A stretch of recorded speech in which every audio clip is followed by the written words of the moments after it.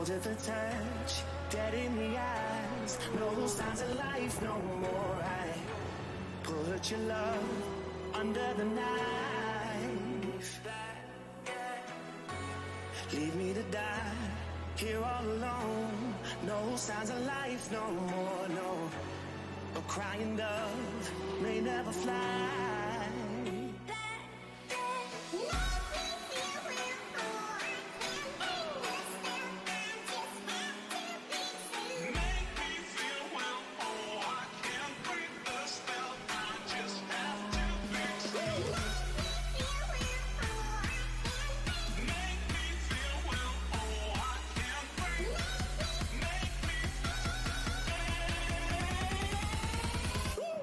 Black and white.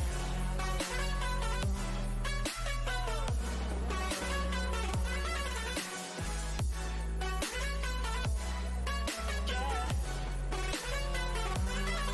Black and white. Oh, oh,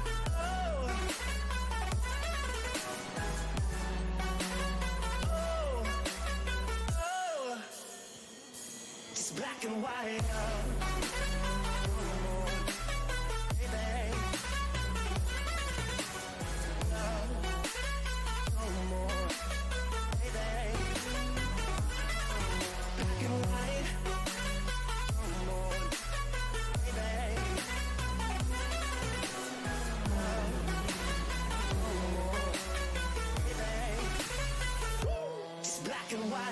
Just let me go, it's only right. For all I know, it's only matter. It's calico, it's black and white. Just let me go, it's only right. For all I know, it's only matter. It's calico, it's black and white. White, white, white.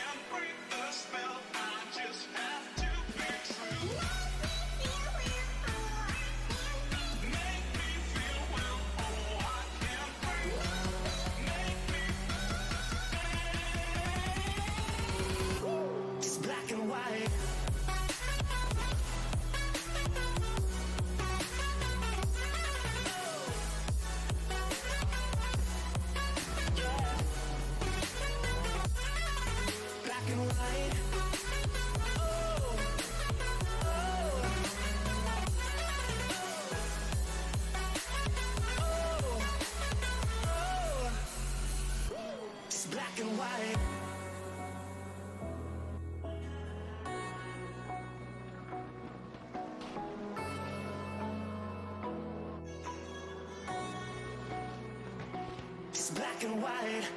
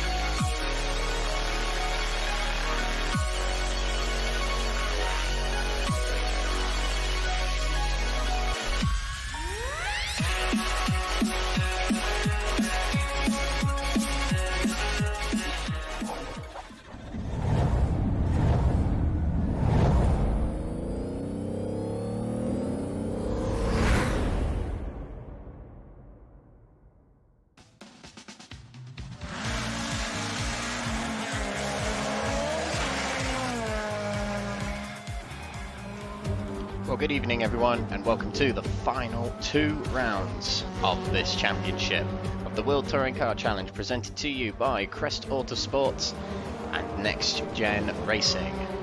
It's the 11th round of 12 on the 2nd of December, not the 1st of December. Editor got that a little bit wrong. But this series brought to you by the 2 organisations and in sponsorship, partnership and affiliation with the following organisation: Apex Tracks, who are providing the prizes for this series. The winner of this series will walk away with a model sculpture of the Nordschleife crafted by Apex Tracks using modern F1 technology. We also have PowerMax Racing, Track Racer, Fast R, 603 Autosport and Joyce Design supporting us on this journey in this league. Tonight is the Chang International Circuit, also referred to as the Everitt United International Circuit. The reason it is called Chang is because it is partially owned by the main brewery of Thailand, referred to as Chang. And this circuit in the Muang district of Everitt, which is in southeast region of Thailand, 300 kilometers northeast of the capital of Bangkok. This track has 12 turns, 7 to the right, 5 to the left. It costs £2.53 to buy on RaceRoom and is a fairly short track, 2.8 miles or 4.5 kilometers. It was originally built to be an inception into the Formula 1 Championship, this circuit, thus the very long straights and very sweeping wide corners.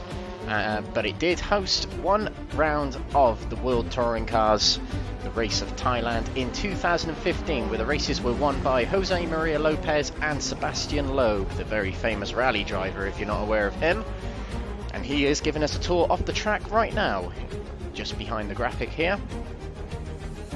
So we have plenty of cars in action tonight, not including the Citroen we can see on the track there. But we have the Chevrolet RML Cruze, the Honda Civic and the Lada Vesta. Sadly no one is driving the Volvo S60 at the moment. The 3 manufacturers on show tonight from the WTCC 2015, 2016 and 2017 years, the last 3 years of the World Touring Car Championship as it was referred to as then. Tonight's itinerary, we've got plenty of competitive action, over an hour's worth of competitive racing. We have a 15-minute qualifying session coming up in just over 5 minutes time. It will proceed with a 15-minute sprint race, which will then lead on to race 2, which will be another 15-minute sprint race, but the reverse grid of 10, which will be based on the results of race 1. Be an intermission in between races 2 and 3, but when we come back for race 3 it will be a 25-minute feature race where the grid will be based on the results of race 2, but it's likely to be a full reverse grid with our grid. And this is the season we've undergone all these months. We started off in mid-September at Monza in Italy, then we went to Paul Ricard in France for round 2. Round 3 was hosted at Spa-Francorchamps in Belgium, and round 4 was hosted at the Slovakia Ring in Slovakia. Hungary, the Hungary Ring hosted the 5th round of the championship, followed by Salzburg Ring in Western Austria. Round 7 of the championship was hosted at the Moscow Raceway in Russia, with Sonoma Raceway hosting round 8 of the championship. Round 9 was hosted by Twin Ring Motegi in Japan, and last week was the Shanghai round in China. Today we're here at Chang in Thailand for the penultimate round of the season, and in 1 week today it will all end. We'll come to the Nordschleife, the Nürburgring complex, where the final race of the season will be hosted on the 9th of December, and we'll find our champion that day. We join the live action here at Chang. And a little bit more housekeeping before we get underway as per usual. A little bit of a recap of what happened last time out at Shanghai. It was Jamie Dory who set the time table alight with his blistering qualifying pace, and he was followed by Lee Horne, the championship leader, in 2nd, and David Kernohan, his rival at the time, 3rd place. But it was Geoff Purkiss who burst through from 4th on the grid to take the win in that race ahead of David Kernohan and Lee Horne. Jamie Dory won race 2 with a big comeback through the field to finish at the top spot, and Lee Horne getting through the field quite well to come through in 2nd. Ian Deeney, who was the pole sitter at the race, got himself 3rd place. And race 3 was won by Lee Horne, making it a three-peat of podiums. But our driver of the day, Geoff Purkiss, got himself second in that race, with Jamie Dorey taking third position.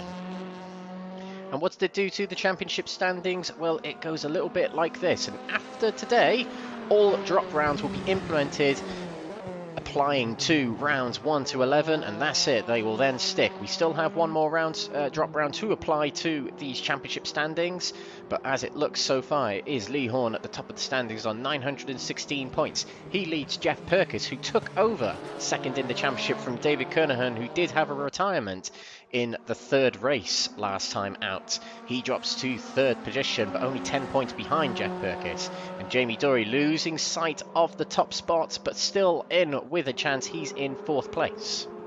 Ola Jansson in sixth position, followed by Neil Crave. Steven De Greveleer having a great turn of form lately. He's in eighth, followed by Heike Navalov and Ian Deeney. The championship standings also decides what ballast the drivers will carry into races 1 and 2 and qualifying for tonight. And ballast is basically success ballast based on the championship standings here, weighing down the cars, giving them a little bit of a disadvantage. Just to make things a little bit more even, a little bit more interesting. Lee Horne carries 40 kilos, with Geoff Purkiss carrying 36 kilos, and it goes down across the top 10 in the championship in increments of 4. This ballast will reset when we get to race 3 tonight, as race 3's ballast will be based on qualifying. We also have a team's championship to cover. Lada Sport are leading, but they're being caught by Munich Motorsport at the moment, which is piloted by Alex Ward and Lee Horne. And Lada Sport Rosneft 2015 is in third position, followed by Honda Racing Team JAS.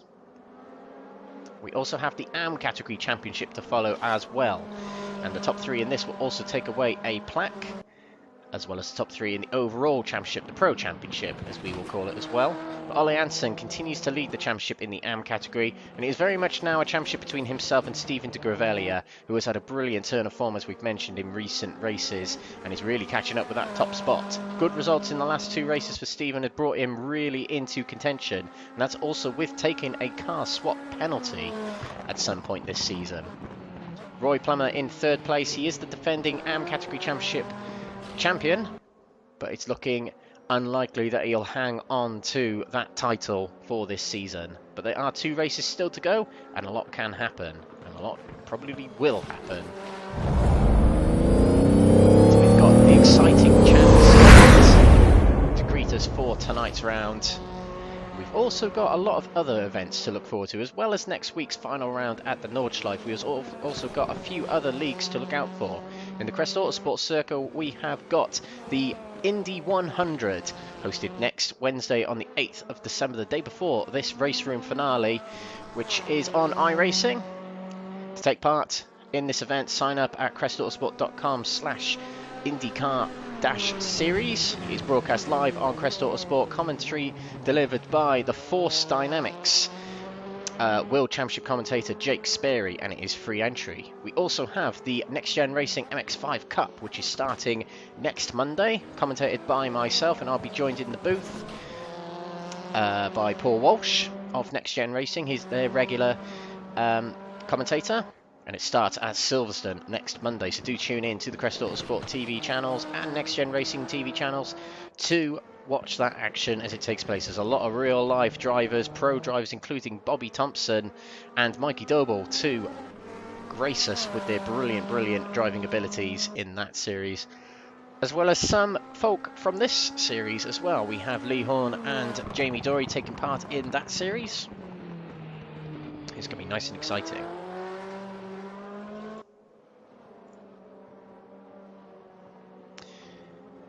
So, who is quickest in practice at the moment? We have Lee Horne, championship leader, top of the standings. So quite a good start to the night for him to defend his championship lead. Lee Horne is a previous NXTGEN Racing touring car champion. He's won it twice in the past, I believe. And I think that was back in season 17 and 18. He won those 2. In fact, I think it might actually be 16 and 17. Because 2019, was, season 19 was Jamie Dory, season 20 was myself, no, Ben Walker, and season 21 was myself, so it must have been 17 and 18 for Lee Horne. A couple of drivers sitting in the pits waiting for qualifying to tick over. Something notable for tonight, something different, is Jonas Lindberg, who's quite far down in the championship standings. I think he's as far as 20th now with his 25% penalty. When you switch cars, which Jonas Lindberg has done, he has switched from the Honda Civic to the Chevrolet Cruze, you do get a penalty of the 25% of points that you accumulate to that point you change the car. So it's quite a big shift of points. I think he lost about 85 points. But the way he saw it, he's quite low down in the standings. He's not contending for a championship, so he's just looking to change car and see if he can get himself a bit better results as the season tails off. And so far so good, as he's contending with Lee Horne at the top of the standings in practice right here. So there's been a few drivers who have switched cars this season. One of them is Jonas Lindberg, of course, and another is Steven De Greveleer. Oh, is he? Yeah, he might have to change his car again after hitting the rear of someone right in front of him then. It's a bit odd. But, yeah, Steven De Greveleer is another driver who has switched cars this season. Trying to see if anyone else has. I think there have been a few changes, but none that are taking part tonight, apart from De Greveleer and Lindberg. So Lee Horne was quickest in practice. That is good news for him in his championship bid. But what can the others do to potentially deny him of a good night tonight in the championship as drivers make their way out onto the track? Now you saw a lot of drivers then going over the white lines, exiting the circuit. There are no limitations on RaceRoom when it comes to leaving the pits, so you can cut quite a lot of that off-track area coming out of the pits, but the drivers rarely do need to pit on this track anyway, so it's kind of irrelevant. If you need to go in the pits, your race is basically ruined anyway. And this track of Chang, we'll get an onboard lap of it very, very soon, but it's a very, very wide and fast circuit. Your foot is flat to the floor for more than 60% of the lap. Very, very fast corners here. I think the slowest corner on the circuit is this one here, which is turn 5, second gear corner. One of the slowest corners actually, because the final corner is the slowest, which is turn 12. And Lindbergh, we'll see how he gets on in that Chevrolet tonight. It just seems wired for him. It's a very grippy car, whereas the Honda is a little bit more frantic, but it is very, very fast in a straight line and very good out of the corners. But who is going to give us a onboard lap of this circuit? Well, I'm going to pick on Lee Horne, as he's not come to the end of his out lap yet, but he'll give us an onboard lap of this circuit, by which he is the championship leader, so he'll give us the tour. Jonas Lindbergh starts a flying lap here. It's a very long stretch down to turn 2 from turn 1. In fact, it's turn 3. There's a slight kink on the straight here, which is classed as a turn. And Jonas Lindbergh in the Chevrolet might do well to try and find himself a slipstream, but he's unable to get it. There's not many cars out on track. There's 12 out on track, so it's not much opportunity to find a slipstream. He's got, I think those Fraser Rostons behind him getting a slipstream. There's a lot of drivers here. In fact, there is one driver there waiting for a slipstream. I think that's Ola Jansson on the inside. But we are going to do what we said we were going to do. This is an onboard lap on board with Lee Horne in the Chevrolet Cruze. Into turn 1 we go. Right-hander, skipping across the curb. Third gear, straight back on the accelerator, trying to maximise the speed as much as you can through that corner. Along the longest straight on the circuit. Slight kink to the left, which is turn 2. And then eventually we'll start braking into turn 3. Lots of important markers on the side of the road, such as signs and lampposts that you've got to use. Jamie Dory ahead of Lee Horne goes wide. That might put off Lee Horne on this lap, but on the accelerator as early as you can, but not too early to understeer off the track. Looked pretty good from Lee Horne there through turn 3. Down another long straight, which will take us into turn 4. A near flat-out left-hander. Taking a little bit of the runoff on the right there. Purple sector 1 for Lee Horne. And doesn't go too wide there, braking heavy into turn 5, the second slowest corner on the circuit. Goes a little bit wide going through turn 5, might have been a bit of dirty air disrupting him. Turn 6, left-hander, not quite flat out, and turn 7, a double apex corner. And another short straight here, and it'll be turn 8, which dips in the middle, unsettles the car at times, and back on the power, and then heavy braking into turn 9, a very long right-hander, iconic for the side of the track, where there's a Hollywood-style sign saying the destination of speed. And this is a very fast track indeed. Kernohan puts himself to the top of the stands, and that means Lee Horne is down in Sector 1, but up in Sector 2. Into turn 12 we go, the slowest corner on the circuit, down into second gear. Skipping across the curb on the accelerator, and that is a lap of Chang. A rather stadium-like circuit. And across the line goes Lee Horne, and that will put him to the top of the standings with a 1:38.897, just shy of a 10th clear of one of his championship rivals, David Kernohan.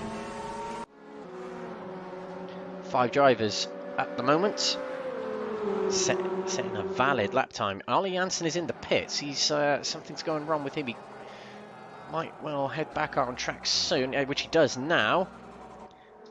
Mark Arrowsmith with a good start to his session. Highest of the AM category drivers in 3rd overall at the moment. A lot of drivers yet to set times. Let's keep an eye on Jonas Lindberg. He was the 2nd quickest in practice in a new car, so there's quite a bit of speculation around how well he'll do tonight. Green sectors so far. Let's see if Sector 3 is going to be any good. Looked fairly clean through the final corner, turn 12. And across the line goes Jonas Lindberg. And 3rd place for him, just behind David Kernohan. 2/10 behind the leader, Lee Horne at the moment now. Let's see who else there is. I'm just going to take a quick peek at the track map. Geoff Purkiss will put himself into 4th place, and behind him was Navalov, who sets an invalid time. I think we've got Jamie Dory on a valid lap time at the moment, looking very good in Sector 2. And he's towing along Lee Horne as well. So let's see how Lee Horne's getting on. Purple sectors. But is Lee Horne being held up by Jamie Dory in the final corner here? Doesn't hit the apex, does Lee Horne, in the black Chevrolet. But in the blue and black Chevrolet, Jamie Dory seems to be quite a good lap. De Greveleer goes into 5th. Jamie Dory puts it into 3rd, 3/10 down. And Lee Horne did not go any quicker. But this man, David Kernohan, did go quicker. And he's put himself to the top of the standings. 0.146 clear of Lee Horne.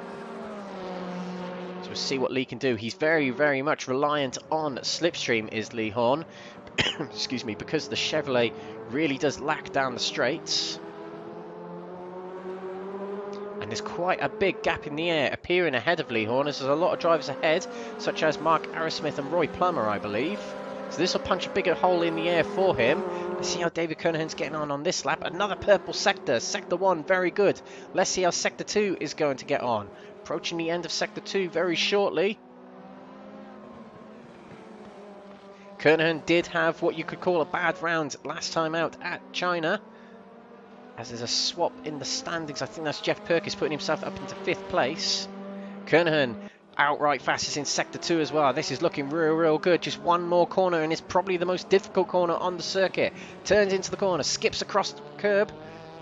Doesn't go too wide either. That looked pretty good through turn 3.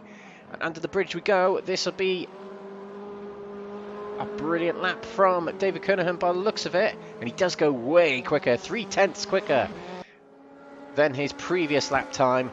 That has thrown down the gauntlet. Let's see how Lee Horne gets on into the final corner. It's an invalid lap time, so Lee Horne will have to go round again. Halfway through qualifying now. Roy Plummer crosses the line, still in 8th. A lot of drivers reset into the pits now, including De Greveleer and Mark Arrowsmith. Jonas Lindbergh in 3rd at the moment, not too far behind Lee Horne, but some way behind David Kernohan. And we know Jonas Lindbergh is capable of a lot in touring cars. He was the runner-up of the Euro TCR last season, hosted by Crest and NXTGEN. So no slouch in a touring car is Lindbergh, and we might be seeing his full potential tonight in a car that's more suited to his driving style.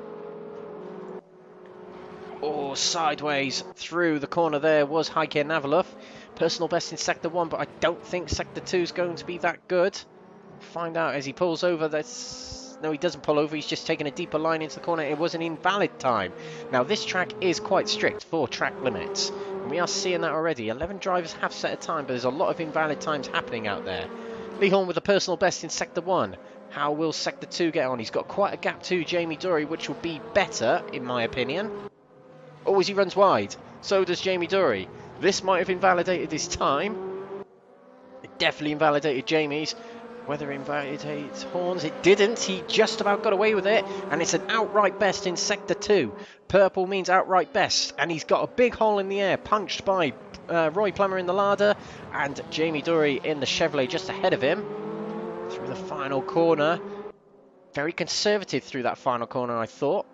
But across the line will go Lee Horne. And he puts himself top of the standings. Not a very good Sector 3, but it's enough to take the top spot by just shy of a 10th. Ahead of one of his rivals, David Kernohan. The other rival to the championship is Geoff Purkiss. Now this will be, I think, his first flying lap on a new set of tyres. He's in 5th at the moment, but Geoff Purkiss is the dark horse of the field. He is the one that just keeps quiet on the leaderboards, on practice, in qualifying, and hits people in the race. Not literally, but well, he probably does. But in the races, that's where he does the damage.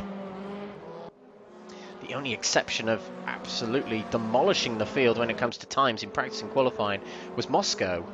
If you remember all them weeks ago, he was quickest in practice, quickest in qualifying. He went on to win race 1. And he was the highest scoring person of that round. But let's see how he gets on in Sector 2. Not a bad Sector 1. Sector 2 here. Invalid. So he invalidated his time somewhere. So when the time doesn't appear, when it goes to just one sector like that, that usually means it's an invalidated lap. So Geoff Purkiss will have to try again. Time's running out on this 1 minute 36. So yeah, the drivers will get about 2 or 3 more laps in. As we see Jamie Dory and Lee Horne leave the pits, they will probably only get a chance to do 1 lap.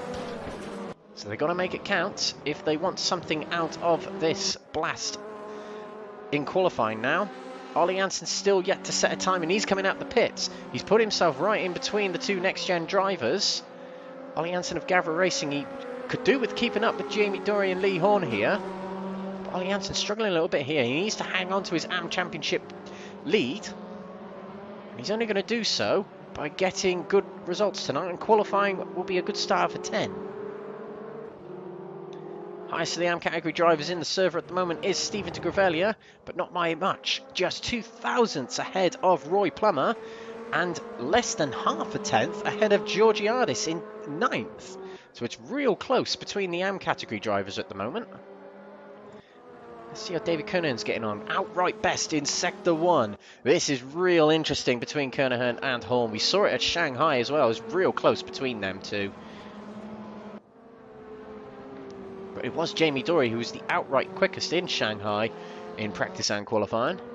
Taking a lot of that curb on the inside was Kernohan, using all the road and more.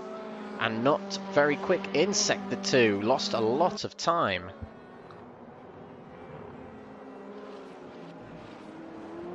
But you'll complete this lap and you'll get at least 1 more crack at a lap. Lindbergh starts a new lap, as does Kernohan here. I think he actually improved his time there, did David Kernohan. Let me just take a look at the alternative UI here. Yes, that was a better lap from Kernohan. So gets to within 8 hundredths, but needs a little bit more.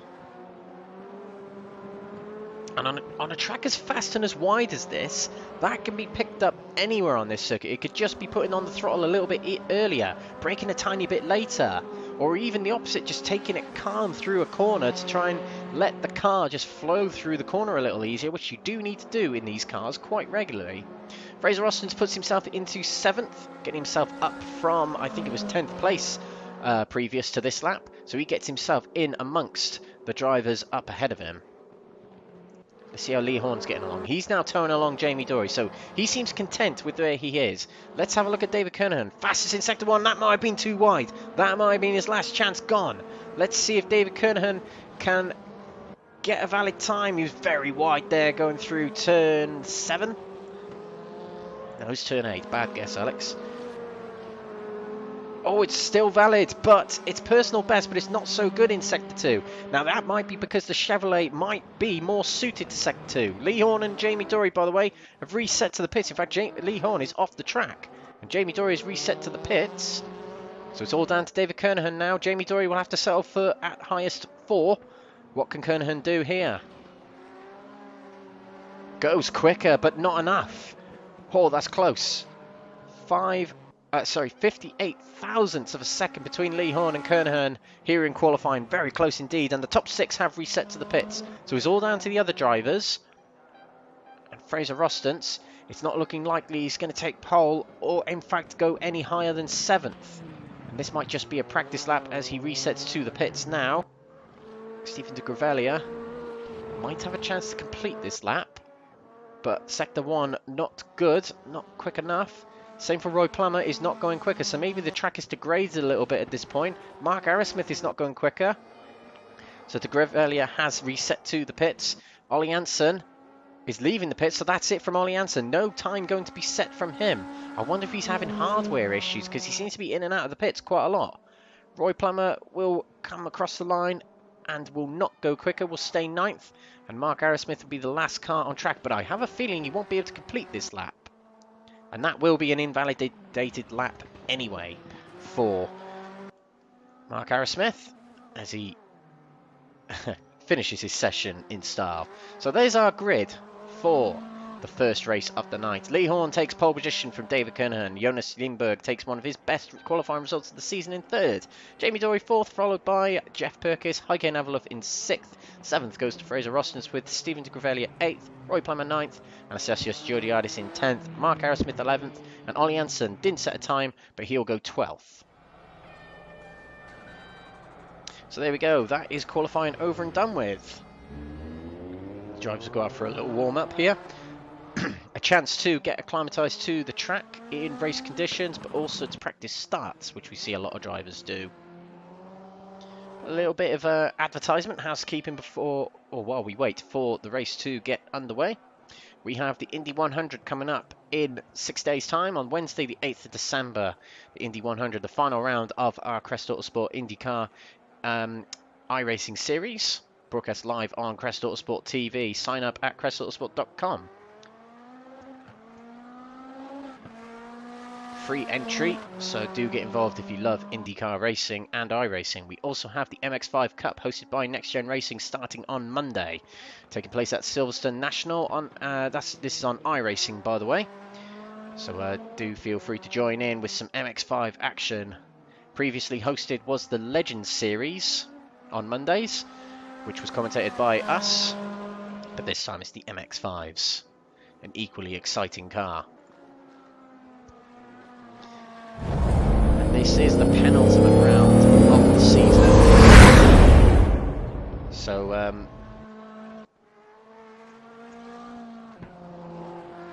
the chase for the prize, the main prize, donated by Apex Tracks, is going to go to the winner of the championship upon the conclusion of next week's round at the Nordschleife. And they get to take away a model sculpture of the Nordschleife, the track they will be racing on next week. A piece of wall art crafted by Apex Tracks from modern F1 technology to hang on their wall as a trophy for winning this series. They also get plaques. The top 3 drivers in the Pro category, the top 3 drivers in the AM category as well, get plaques that can also be pinned to the wall to celebrate their triumph in this series.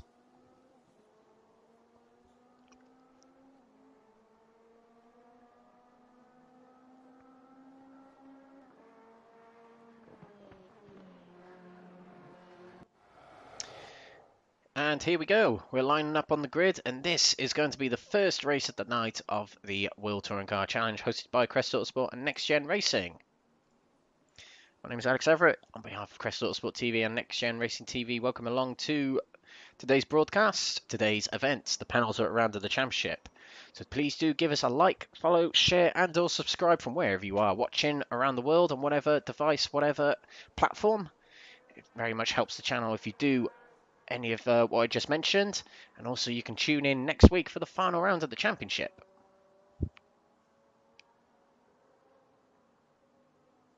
Drivers lining up on the grid, ready for this first race of the night. And here we go, we are lined up. It is Lee Horne on the right, and on the left is David Kernohan. Lights are red. Away we go for the first race tonight, and it's a drive-through penalty already for Steven De Greveleer. So this is not good for his AM Championship chances already. A big mistake for him. He'll have to go through the pits. On the inside is David Kernohan on Lee Horne, but Lee Horne got a very good run out of turn 1. And along the main straight we go. It's a good start also for Jamie Dorey as he puts himself into 3rd place just ahead of Jonas Lindberg. Let's keep an eye on the front here. Lee Horne already goes defensive as the fast Lada gets alongside him to the outside of turn 3.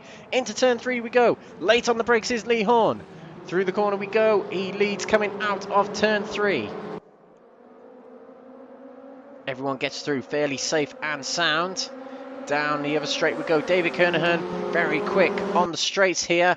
Pulls across to try and take Lee Horne round the outside. Into the corner we go of turn 4. Very close between the two. David Kernohan keeps it alongside and Lee Horne gives a lot of room. Kernohan late on the brakes and he takes the corner. He takes the lead. Oh, but Lee Horne is going to come back on the inside, going around turn 5 and turn 6 here. Into turn 7, the right-hander now. Jonas Lindberg's now battling with Jamie Dorey, who gets a good undercut on Lee Horne, who has lost out to Kernohan again. Geoff Purkiss peeking out there for a look on someone. Lee Horne trying a bit of a dive there, going into turn 8, but it didn't quite work. It bunches up a little bit here with them battling. Jonas Lindberg on the inside of Jamie Dorey. A little bit of a forceful way through by the looks of it, but Jamie Dorey will probably keep his position here. Or will he, as Lindberg is coming back, with Geoff Purkiss lurking in the rear as well.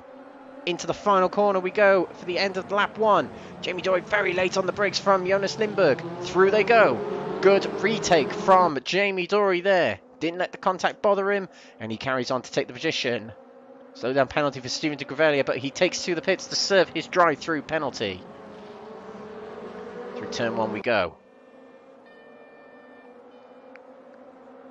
Now let's see what Lee Horne can do on board David Kernohan. This is going to be tricky for Lee Horne tonight on this circuit. A lot of long straights, and oh, yeah, he's going to have to get it done under braking, as that will be where his car is at its best advantage.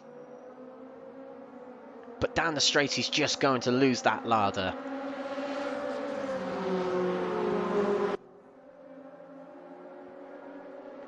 So Kernohan leads here at Chang, very close in qualifying between these two.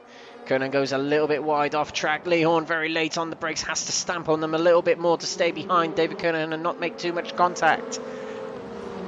Jamie Dorey not getting much threat from Lindbergh, so he can focus on trying to catch up with his teammate Lee Horne and one of his rivals, David Kernohan here.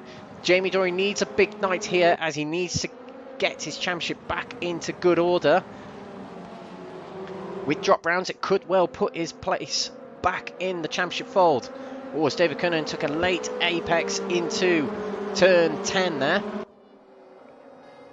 But nothing that's going to slow him down too much. Lee Horne very late on the brakes. He has to stamp on him a little more. The Lada does have a longer braking distance than the Chevrolet, and that's something that's going to catch out Lee Horne here. A lot of people going wide coming out of the final corner there, gaining a slowdown. But usually those kind of slowdowns you can shake off quite easily. But Lee Horne, not a very good exit from turn 1 there, and I think Jamie Dorey might have got ahead of him. Yes, he was bogged down a little bit on the apex of the corner there, and that allows Jamie Dorey to get through. Jamie Dorey's now allowed to pounce. There's 3 Chevrolets behind the Lada here. 3 Chevrolets against 2 Ladas here. Geoff Purkiss at the tail of this battle here. He's in 5th. Leader of the AM category at the moment is Anastasios Georgiadis. And he heads it from Mark Arrowsmith, Roy Plummer, Ola Jansson and Steven De Greveleer, who has served his drive-through penalty. Jamie Dorey now takes 2nd position. Up from 4th to 2nd. Now, Geoff Purkiss last week at Shanghai went from 4th to 1st. Can Jamie Dorey? We'll find out. He's looking very, very, very quick through the middle section there. This is the section we saw the Chevrolets are outright quicker than the Lada, but the Lada is very good through Sector 1. There was a bit of a very notable coming together of Jamie Dorey and David Kernohan at Shanghai. Stewards declared it a no further action incident.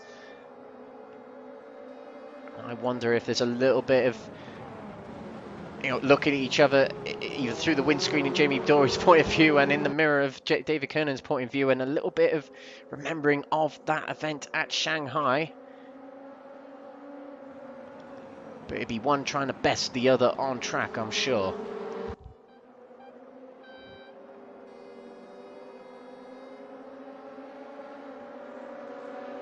Down the main straight we go again. Quarter of the race expired. Sorry, a third of the race expired. 2/3 to go. Jamie Dorey taking a late apex here, trying to sneak it on the inside of David Kernohan coming out of turn 3. Couldn't quite get his nose there enough.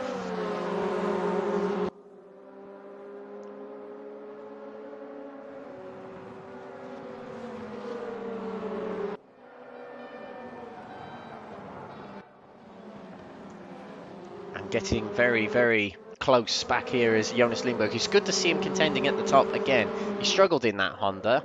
Just seems to be a car that struggles on certain characteristics. Drivers hopping over those real steep curves here at Chang. It's really unsettling, these cars, and considering this track was originally designed for Formula 1, it's quite alarming with those curves.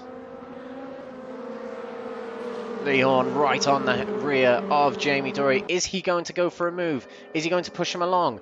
Lee Horne takes to the inside, brakes and stays behind Jamie Dorey. They do work together sometimes. Oh, is Jamie Dorey very quick through turn 12, pushing Kernohan through the corner to say, speed up, mate. Into turn 1 we go. 4 of 5 of the drivers in the top 5 are contending for the championship. Geoff Purkiss is losing a bit from this pack. He needs them to battle a little bit more. Now let's see what Lee Horne's going to do here. Takes to the inside of Jamie Dorey, but stays behind. David Kernohan taking a much later apex here at turn 3, and Jonas Lindberg has found the inside of Lee Horne here, but he'll have the outside for turn 4. But we saw David Kernohan get round Lee Horne that way, but Lindberg has to slot back in behind Lee Horne because he had a bad exit from turn 3. Through turn 4 we go. Very fast corner is turn 4. You can lose balance of the car so easy, but it's a very satisfying corner when you get it right. Chang is not a well-known circuit, but it is, take it from me, and probably these drivers, it is such a fun track to drive. And usually quite good for racing, but these drivers here, they're so close on pace, they're struggling to get the better of one another. There's the certain characteristics of the car getting in the way of most of these drivers as well. So we saw Jamie Dorey go wide coming out of turn 8 and into turn 9.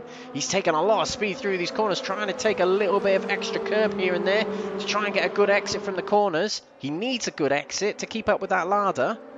Ahead driven by Kernohan, and into turn 12 we go.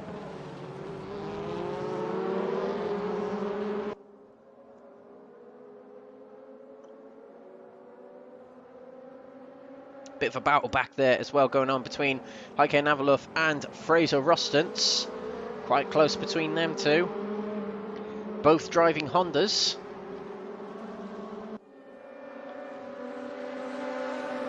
Let's get back towards the front as well.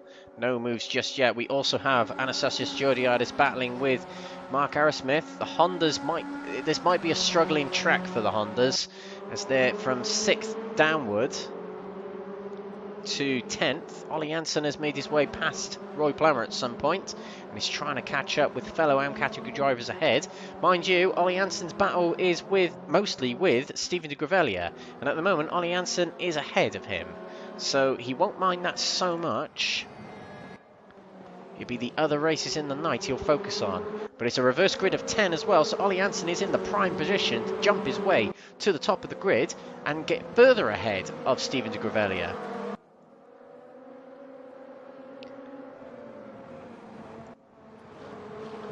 Dorey really exploring the limits of the track here. You're allowed to do what the sim allows you, and he found his way to the inside of David Kernohan there. The door was shut. He was skipping across the curb quite a lot there, was Jamie Dory, and David Kernohan denies him almost. Through the corner we go. Jamie Dory flashing his lights at David Kernohan going into turn 12 there, either saying I didn't like what you just did, or he was trying to distract him.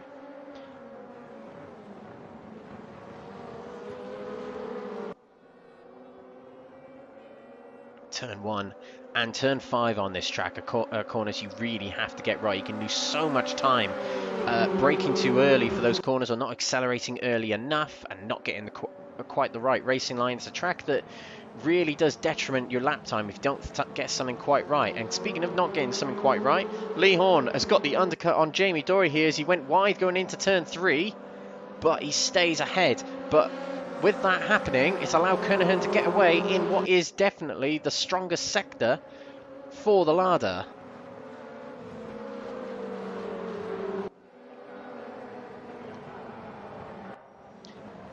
Only three Ladas in the field right now. That is Rory Plummer, David Kernohan and Geoff Purkiss. The field is mostly dominated by Hondas, with 5 of them out on track. And there are 4 Chevrolets.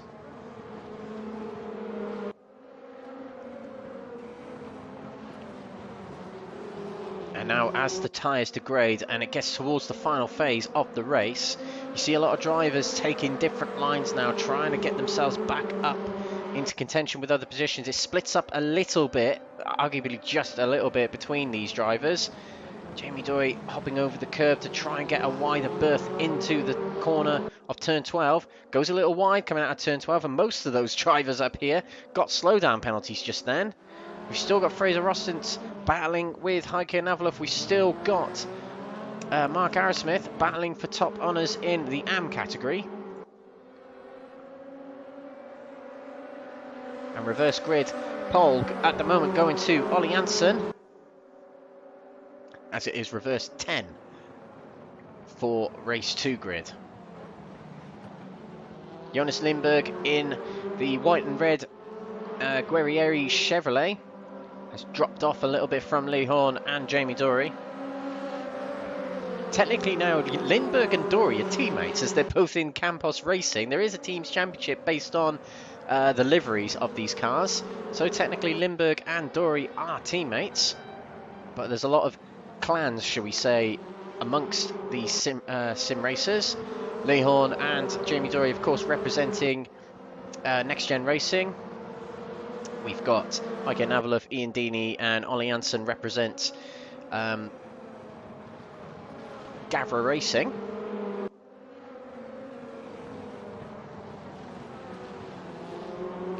And I think we'll have 1 more lap upon the completion of this one. In fact, we might even stretch it to 2 more laps after this one.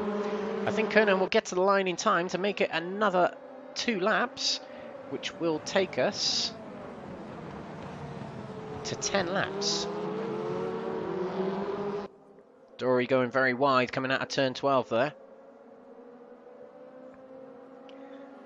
And he's trying. You can see Jamie Dory is trying desperately to use every little bit of the road that he can, that the sim allows, which he's entitled to do. Oh, something's happened to Mark Arrowsmith. Arrowsmith has reset to the pits. Now, unfortunately with RaceRoom we can't get replays, but something's happened to him and it drops him off. That promotes Roy Plummer to 10th place and reverse grid pole. Not entirely sure what happened to Mark there. He was close to Georgiadis. I wonder if there was an incident between the two or something else happened. The luck that plagues Mark Arrowsmith does continue though, sadly. Lee Horne running wide coming out of turn 4 there. And Jamie Dory getting very wide coming out of turn 5. Tyres degrading, they're getting a little bit desperate to try and make pace on one another. David Kernohan really does have this under control though, getting himself to the front nice and early and controlling the pace.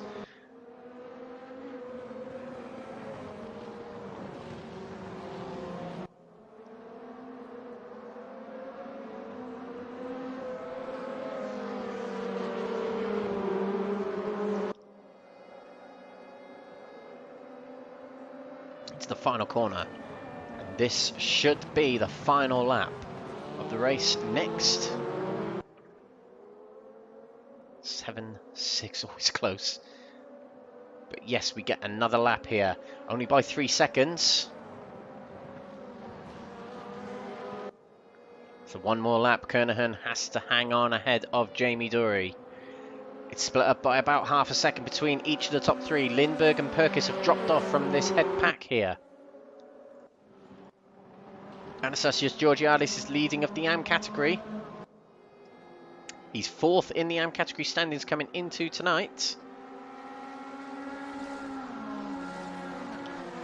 And a good result tonight might put him ahead of Roy Plummer, with drop rounds also to play. Oh, has he gone for a move on the inside of Heike Navalov here, who's going very slow going into turn 3.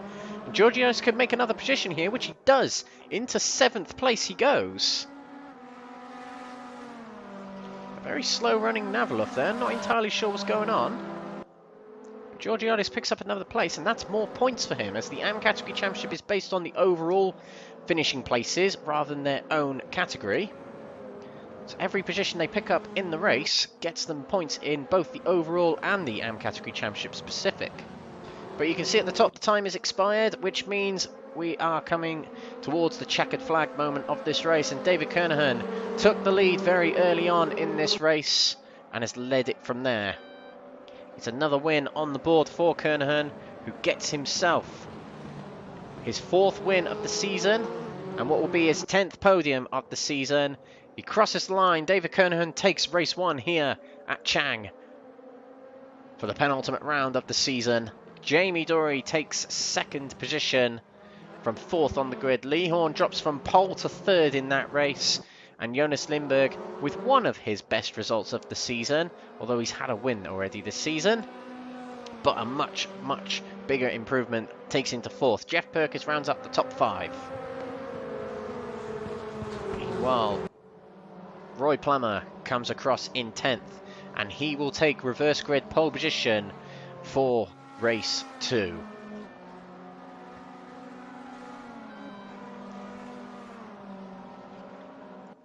But your race winner, David Kernohan. 4 race wins this season, 10 podiums, and he got fastest lap. 4th time this season he's got fastest lap. So Kernohan wins from Jamie Dory.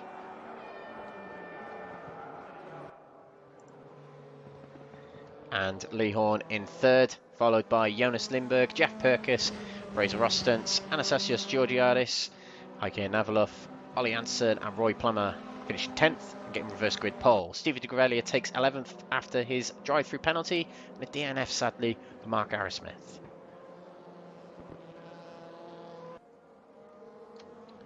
We will be going for a quick break very, very shortly, but when we come back it will be race 2 of the night. Don't go away, ladies and gentlemen, we'll be right back with the 2nd race of the night.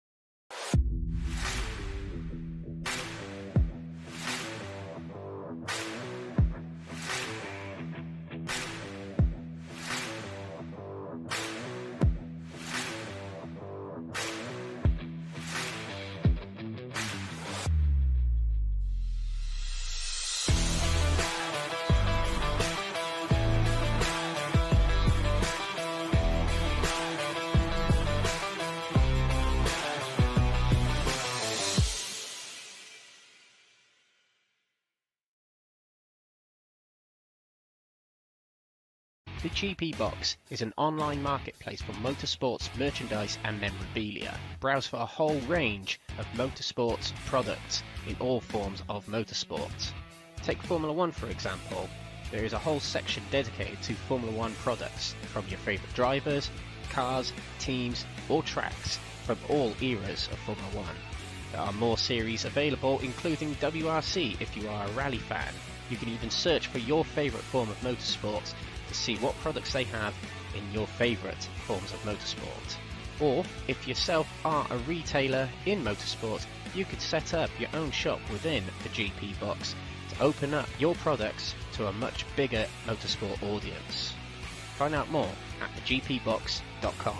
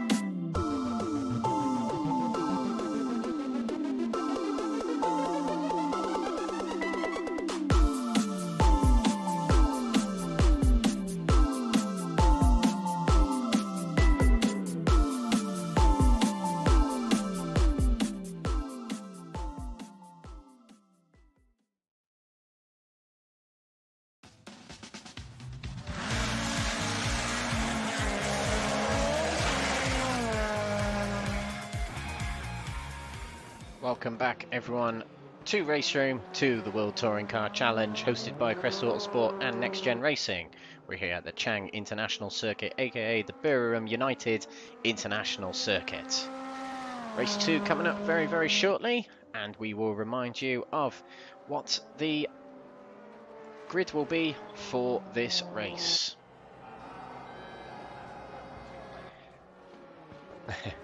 You can see my OBS settings there. Never mind. Yeah, so I will tell you them instead.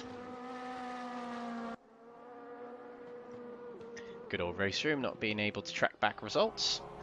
So we have David Kernohan starting on 10th place, having won the first race. But on pole position will be Roy Plummer. Second will be Ola Jansson. Third will be Heike Navalov. Fourth will start Anastasios Georgiadis. Starting fifth will be Fraser Rostens. Starting sixth will be Geoff Purkiss. Seventh will be Jonas Lindberg. Eighth will be Lee Horne. Ninth will be Jamie Dory. And David Kernohan will start 10th. 11th will be Steven De Greveleer. And Mark Aerosmith will be starting in 12th. But we're about to get underway here for the second race of the night, the World Touring Car Challenge. On behalf of Crest Autosport and NXTGEN, welcome along to the live stream. Do give us a like, follow, share and or subscribe from wherever you are watching. It does help the channel, it does help the series, and it means you can tune in next week for what will be the final round of the championship at the Nordschleife. They're taking on the entire thing, the Nürburgring GP layout and the Nordschleife. It's going to be quite the round we're going to witness. Drivers are on the grid. We have 11 drivers on the grid. Mark Aerosmith's not able to join us for this one. Maybe it's a disconnection, but we have 11 drivers. We're about to get underway for another round here. And away we go. And Geoff Purkiss, I saw, got a drive-through penalty. It's a jump start for Geoff Purkiss, one of the main championship protagonists. Oh, and there's big contact going into turn one. The two Hondas come together. That was Fraser Rostens and Heike Navalov, but they all get away with it. And through they go. Fraser Rostens is pulled off to the inside. He'll pull back in to take 5th place. Roy Plummer with a good start to this race. Into turn 3 he goes. Heike Navalov with a good start as well. Lee Horne up to 6th place already from 8th position, and Jamie Dory almost following him through. They make their way past Anastasios Georgiadis, who has dropped a few places at the start here. Geoff Purkiss dropping back here. He knows he's got a drive-through penalty, so he thinks there's no point battling with this crowd. Quite right, to be honest. as he'll lose track from the pack quite a lot with his drive-through penalty. Oh, big contact from Lindbergh on Jansson. Couldn't find his way into third place. Good start, big start here from Jonas Lindberg.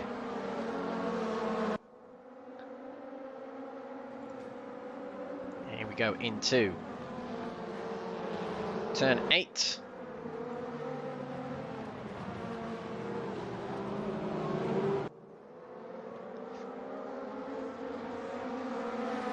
Roy Plummer leads at the moment from Heike and Navaluf. Just over a second back is that battle for third, headed by Ola Jansson. Into turn 12 we go.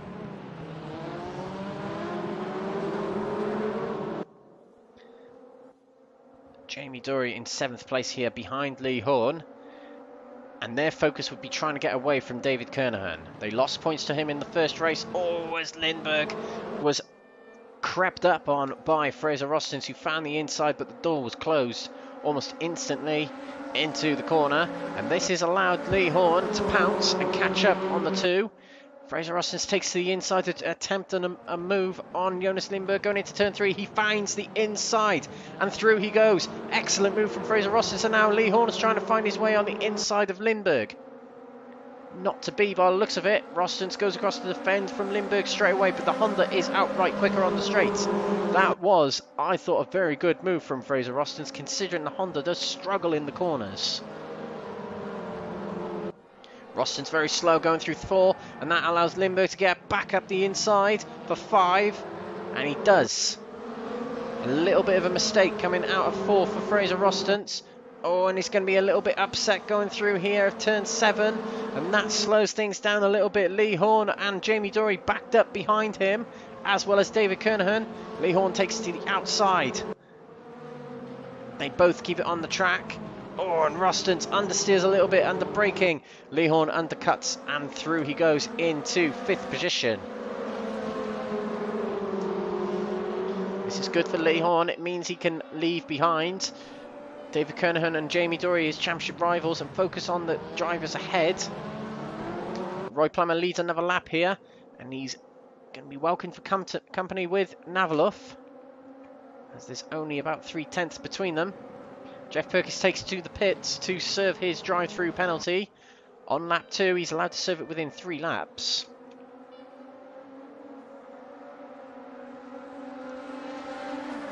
Back here in the battle for third, it's Lindbergh, real close to Ola Jansson. He got alongside him, but Jansson is able to outpower Lindbergh down the straights. But outbraking is Lindbergh's forte here in the Chevrolet. Through turn 3 we go. And Lee Horne got a big undercut on Lindbergh, but wasn't able to keep it there. Fraser Rostens, see if he can pounce back. He did momentarily find himself in 4th place. He's dropped to 6th now, right in the middle, this cluster of cars, and Lee Horne takes to the inside to try and take Jonas Lindbergh going into turn 5. It bunches up a little bit between the 3 of them drivers, but it stays as is for the moment. While they're doing this, it's just allowing Roy Plummer and Navaluf to stay up front ahead. We've got De Greveleer battling with Georgiadis here. I think De Greveleer has taken the position from the Greek driver. Lindbergh taken to the inside of Ola Jansson here. Jansson keeps it held around the outside and powers his way out the corner with the much more powerful Honda. Got Lee Horne really all over the rear of the 2 Swedish drivers. As we approach turn 12, Lindbergh takes to the inside, out brakes his fellow Swede into the corner. Contact between the 2. A lot of wheel banging there, and Lee Horne had a good exit from turn 12. Is he able to make it to the inside? It's not the corner you want to go 3 wide on. Despite how wide it is a very fast right-hander. Fast yet sharp. And there we go. Lindbergh's through into 3rd, and I think Lee Horne might well be finding himself. No, he isn't. He drops behind Ola Jansson. But look at Fraser Rostens. Much faster than Lee Horne down the straight here. Might be able to take to the inside. Going into turn 3. Kind of like what he did with Lindbergh a few laps ago. Rostens has the inside. Lee Horne is isolated on the outside there, but he'll have the inside for the next corner if he can get a good run here. Rostens still on the outside, but slightly behind. This might be advantage Lee. Through they go. Fraser tried to hang it around the outside but couldn't quite do it. And now he's got enough from Jamie Dorey and David Kernohan. Kernohan has the inside on Jamie Dorey. And through he goes, and he goes through on Rostons as well. Big move from Kernohan. He finds his way through into 6th place now.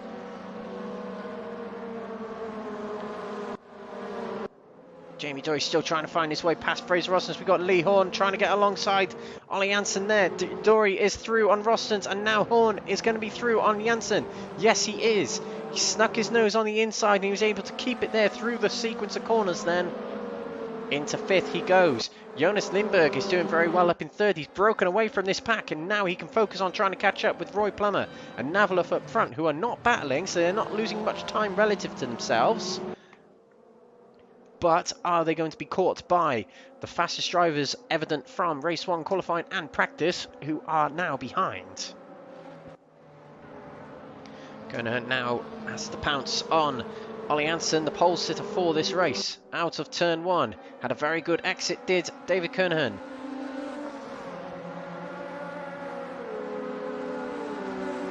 To the inside he goes.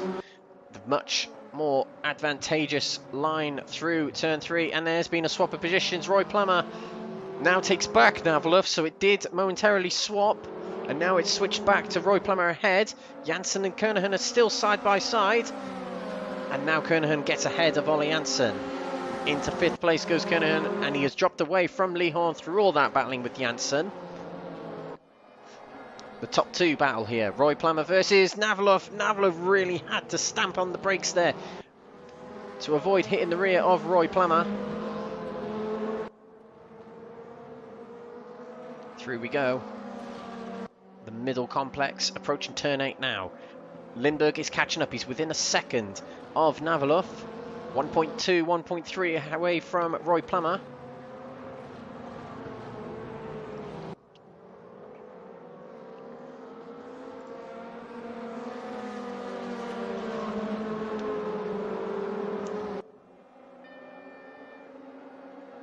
Jamie Dorey back there, still trying to find a way past Ola Jansson.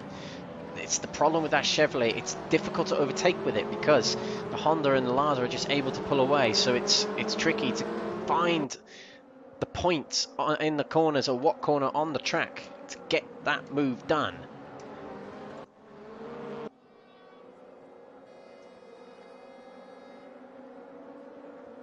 Getting ever closer between the top 4 now. Lee Horne is within 1.4 of the top spot. Jamie Dorey is looking for a way by Ola Jansson. Has the inside going into turn 3, and he takes it. And through he goes into 6th position. Back at the front, there's a 2nd place. Heike Navalov in one of the 2 Tiago Monteiro liveries on the track.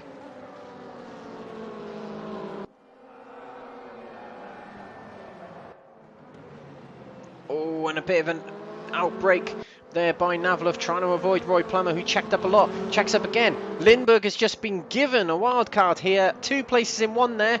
Lindbergh is handed 1st place on a plate, and Lee Horne is trying to get around these guys still, and it can't quite happen at the moment. Navalov trying to fight back on his compatriot, and Lee Horne is trying to get by his compatriot, Roy Plummer. And Lee Horne finds his way through into 3rd place, but Lindbergh leads the race now. Maybe our 2nd different leader of the race, with Roy Plummer holding it for so long, and now he finds himself down in P4. But he's still top the AM category drivers. The nearest being in 7th, Ola Jansson. Into turn 1 goes Jonas Lindbergh. Heike Navalov will want a good run here. You want that lead back. Down the main straight we go. Lee Horne has dropped off a little bit from these 2. More than a second behind now. And Roy Plummer took to the outside, getting alongside Lee Horne. Wasn't able to make a move of it just yet. Lindbergh very well coming out of turn 3. Blasts it away from Navalov. also have Steven De Greveleer battling with Georgiadis. I think De Greveleer has just been overtaken by Georgiadis. So Steven De Greveleer's return to form, it's not going so well tonight, and it all stemmed off that drive-through penalty that happened earlier on. But Geoff Purkiss at the back here, he won't mind this. He will not mind this. It might not be good points-wise for him, but it means he's at the front of the grid as long as he finishes this race for race 3.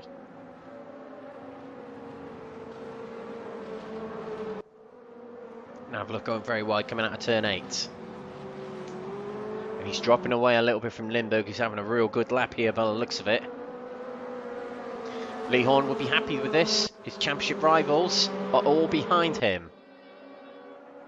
This is what Lee Horne needs to keep doing. David Kernohan needs to try everything he can to prevent that. He's got 3 minutes left. Oh, and it's probably about 3 laps to go once we've completed this one now. And Kernohan had to check up there, and Roy Plummer lets him by. Slows down to let him by. It might have been a slow down penalty that Roy Plummer had to serve. But through goes Kernohan into 4th. Lee Horne is real close to the rear of Heike Navlov. That's the view ahead on the Honda.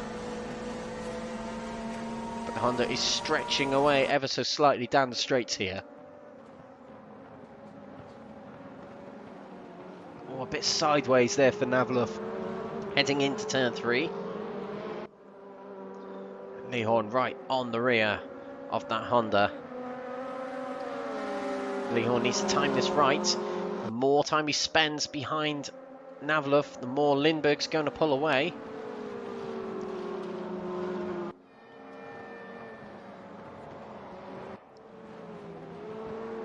Navlov is safe with 2nd place at the moment.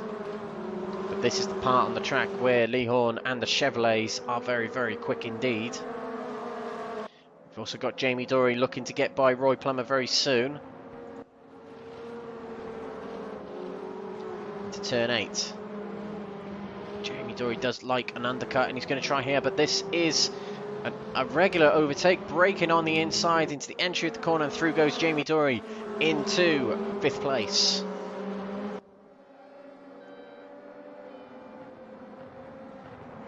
Lee Horne takes a look, going to the inside of turn 12. Now Lindbergh crosses the line now.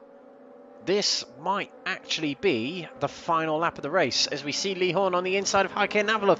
Isn't able to get there. Navlov very late on the brakes, is able to keep it just ahead of Lee Horne. Important for this part of the track, and important as this might be the final lap. Navlov tries to break Lee Horne out of his slipstream. But can Lee Horne go for a move going into turn 3? He is taking a look, but he's not able to make it. Navlov is late on the brakes, but he goes a little bit wide. Has to take a late apex, but he's safe anyway, for the time being. Lindbergh is breaking away here. Lindbergh could well be on his way to what will be his 2nd win of the season. His only one coming in race 2 at Paul Ricard. His 2nd be coming here, race 2 at Chang. Months later. We're watching the battle for 2nd, as if Lee Horne can get himself into 2nd place here, it'd be a very, very good result indeed. He's got David Kernohan lurking in 4th place there. He finds the inside going into turn 8, but no, Navlov is able to stay in front.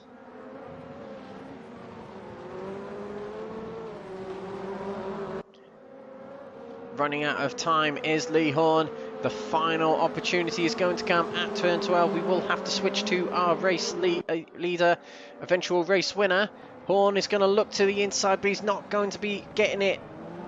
He might have to settle for 3rd here. And I think the checkered flag is going to come out now. Jonas Lindbergh takes his 2nd win of the season. And it's race 2 here at Chang. Heike Navlov takes 2nd place here from Lee Horne. Well defended by Navlov. And well done, Lee Horne, getting himself through the pack. David Kernohan takes 4th from 10th on the grid. Jamie Dory rounding off the top 5. Roy Plummer takes 6th place, having led quite a few laps in this race. Ola Jansson takes 7th from Fraser Rostens in 8th. Anastasios Georgiadis takes 9th. Steven De Greveleer takes 10th. And Geoff Purkiss will take 11th, and they are your standings for race 2 here. And Geoff Purkiss will put himself on pole position for the reverse grid for the next race of the night, the final race of the night. race 3 here at Chang. And Lindbergh is, again, finally a race winner.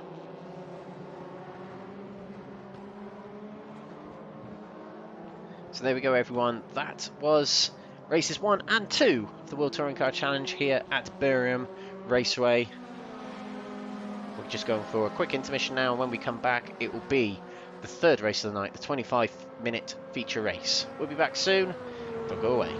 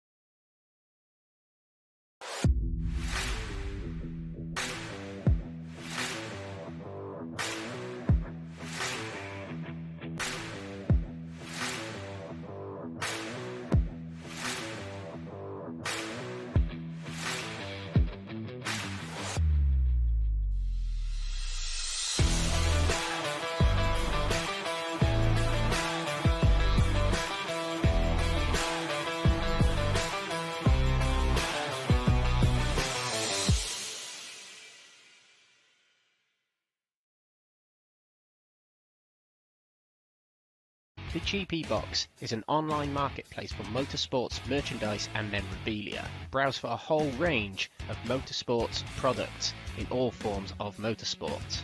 Take Formula 1 for example. There is a whole section dedicated to Formula 1 products from your favourite drivers, cars, teams or tracks from all eras of Formula 1. There are more series available, including WRC if you are a rally fan. You can even search for your favourite form of motorsports to see what products they have in your favourite forms of motorsport. Or, if yourself are a retailer in motorsport, you could set up your own shop within the GP Box to open up your products to a much bigger motorsport audience. Find out more at thegpbox.com.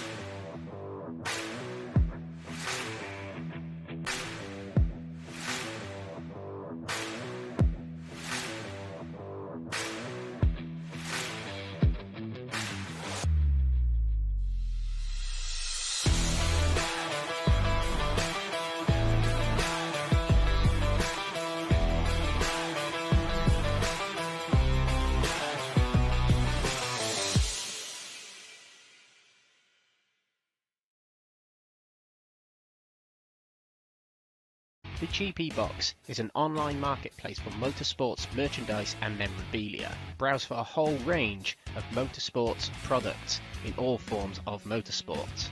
Take Formula 1 for example. There is a whole section dedicated to Formula 1 products from your favourite drivers, cars, teams or tracks from all eras of Formula 1. There are more series available, including WRC if you are a rally fan. You can even search for your favourite form of motorsport to see what products they have in your favourite forms of motorsport. Or, if yourself are a retailer in motorsport, you could set up your own shop.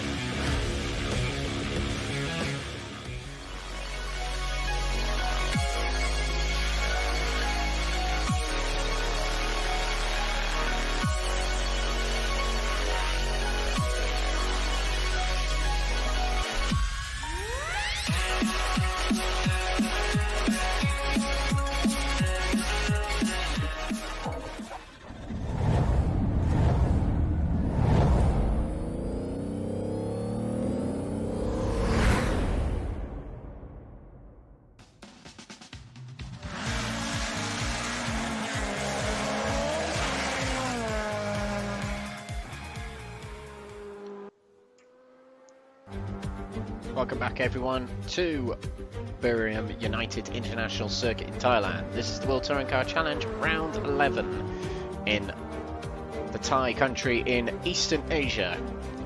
This series hosted by Crest Autosport and NXTGEN Racing, and proud to have our sponsors, partners and affiliates on board. Apex Tracks, the prize givers for this series. If you win this series, you win a model sculpture track art of the Nordschleife crafted from modern F1 technology by Apex Tracks. And the other partners, sponsors and affiliates include PowerMax Racing, Track Racer, Fast R, 603 Autosport and Joyce Design. We're here at Chang International Circuit. Chang named after the brewery in Thailand, but is otherwise known as the Birmingham United Circuit in Thailand. The full circuit we're racing here today, designed by Herman Tilke. It was originally designed for Formula 1, but it did not make the bill back in the day when it was built around about 2012. But it is a 2.8 mile circuit that's commonly used with bikes, but it was installed into the World Touring Car Championship once in 2015, where the races were won by one Jose Maria Lopez, one of the most iconic World Touring Car drivers ever, and a Le Mans winner as well.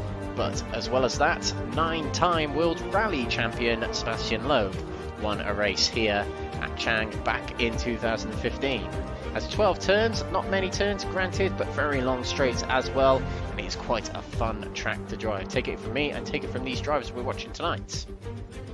We have the 25-minute feature race coming up very, very shortly. It'll be a full reverse grid of finishes from the previous race we saw, race 2. We'll go through the grid very, very shortly for that. But a 25-minute race to finish us off for the night and see us into the final round of the championship next week, which is taking place at the Nordschleife, the full Nordschleife 24-hour layout. So that includes 98% of the Nürburgring GP circuit and 98% of the Green Hill Nordschleife complex. See us out for the final round of the championship, and what a championship we've had. We started off at Monza, then it was Paul Ricard, then Spa-Francorchamps, then Slovakia Ring, Hungara Ring, Salzburg Ring, Moscow Raceway was round 7, Sonoma Raceway, Twin Ring Motegi, Shanghai, and today at Chang, and next week we're off to the Nordschleife.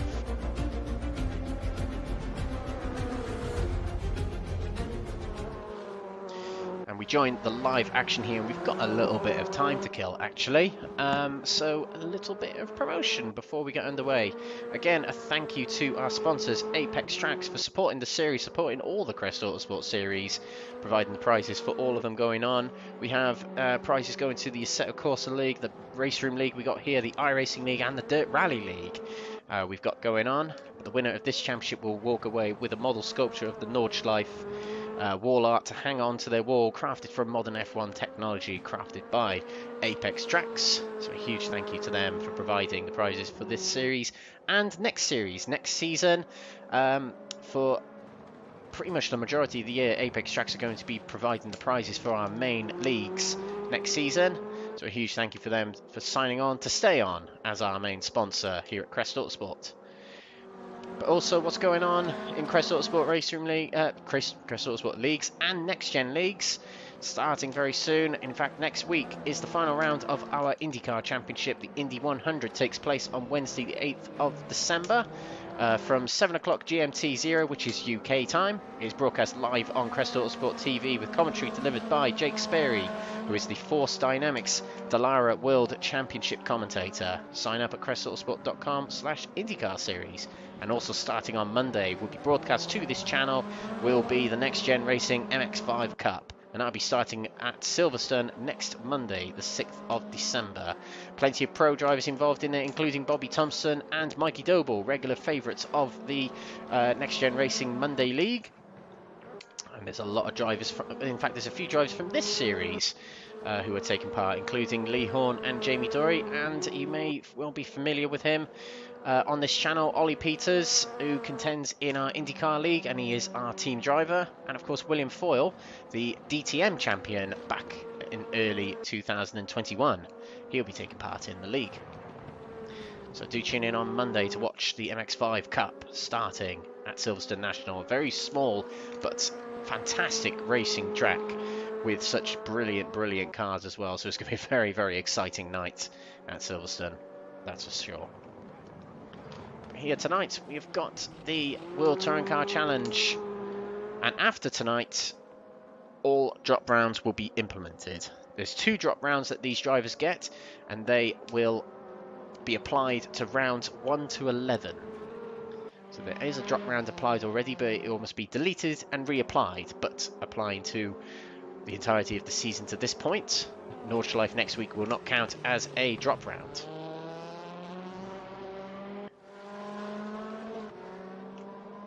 And a little bit of a recap of what happened in race 2 earlier on. We'll just provide you with the results very shortly. We took the screenshot correctly this time because we're not able to go back to results on RaceRoom. But there we go, Jonas Lindbergh took the win in race 1, and Navalov took second. Tried very desperately to hang on to that top spot, but just couldn't quite get it, and he held off to second place, to finish second place ahead of Lee Horne, rounding off the top 3. It will be a reverse 11 for this final race of the night, with Geoff Purkiss, who had a drive-through penalty in race 2, will start on pole position, and Steven De Greveleer, who had a drive-through penalty in race 1, will start second on the grid. Anastasios Georgiadis will start 9th, with Fraser Rostens alongside in 4th. 5th will be Ola Jansson. Starting in 6th place on the grid will be Roy Plummer. 7th will be Jamie Dory. 8th will be David Kernohan. 9th will be Lee Horne. Starting 10th will be Heike Navalov. 11th will be Jonas Lindberg. And if he takes to the grid, Mark Aerosmith will take the 12th spot.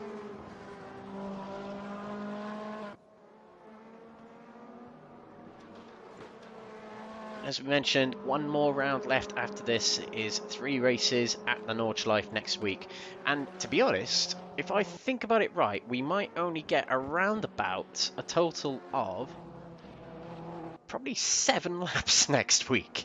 That's all we're probably going to get, 7 laps. As we have the same format, 15 minutes, 25 minutes, and the Nordschleife in these cars is around about 8 or 9 minutes, something like that. So it's going to be a very long lap for these drivers,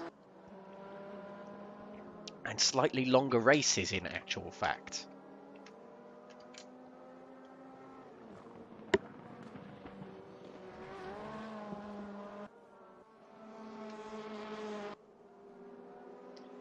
Drivers just getting a little bit of practice underway here before we head into the final race of the night. Our drivers warm up, get themselves warmed up. And Geoff Purkiss, who is on pole position for this race, is quickest in practice right here. Slightly different conditions. Sunset here in Thailand.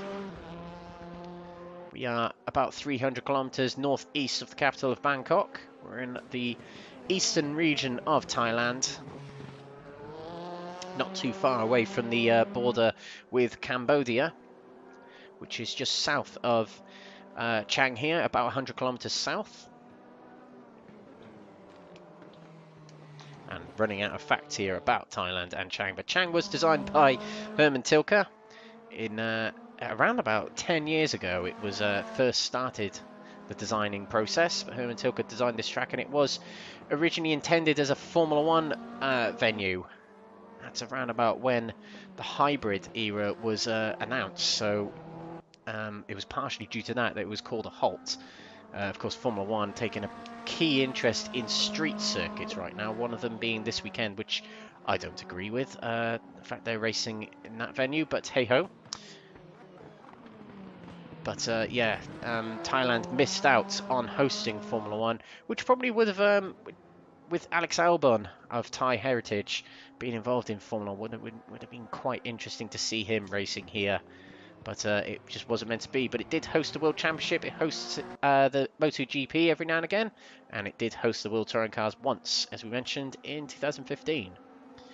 But now I've passed the time for you, we can get underway with the final race of the night. 25-minute feature race starting shortly. So here we go. This is the final race of the night. Round 11, race 3. Our 33rd race of the season starts here, and it is at the Chang International Circuit. My name is Alex Everitt, your commentator on behalf of Crest Autosport. And enjoy this final race here. Do give us a like, follow, share, and or subscribe if you are watching. Of course, you're watching if you can hear my message just then, but it really does help out the channel. It does help out the organisations, and it does help out the league. And of course, it means you can come back next week to watch the final round of the championship.